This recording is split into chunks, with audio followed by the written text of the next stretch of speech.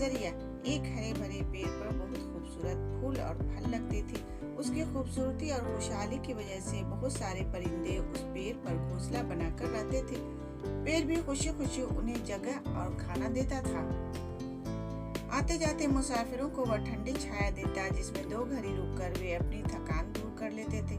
पेड़ के आसपास हमेशा रौनक लगी रहती थी और पेड़ को भी सभी की मदद करके खुशी भरा एहसास होता था। वक्त गुजरने के साथ साथ पेड़ पर नए पत्ते और फल फूल आने कम हो गए। ऐसा होने पर परिंदों ने पेड़ पर आना बंद कर दिया। उन्होंने सोचा अब पेड़ पर हरियाली नहीं है और टहनी भी सूख गई है। छाया न रहने पर मुसाफिरों ने भी वहां रुकना बंद कर दिया। पेड़ दुखी हो गया। वह सोचता कि उम्र भर मैं सभी की मदद करता रहा, लेकिन अब शायद मेरी मौत का वक्त नजदीक आ गया है। अब मैं किसी के काम ना आ सकूंगा।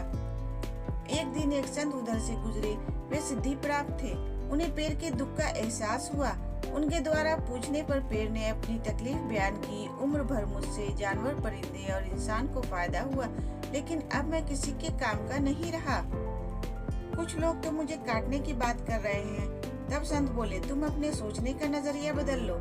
जीवन भर सबकी मदद करने वाले तुम कट जाने के बाद भी लकड़ी के रूप में अनेक कामों में काम आओगे। यह नई बात सोचकर पेड़ खुश हो गया और दिल की इस खुशी से उसके तने पर फिर से हरियाली आ गई और उसकी रौनक पहले जैसी हो गई। जी हाँ दोस्तों, अगर हम अपने सोचने का नजरिया बदल लें तो न केवल मुश्किलें हल हो जाएंगी, बल्कि कई बार हमारी जिंदगी भी बदल जाती है।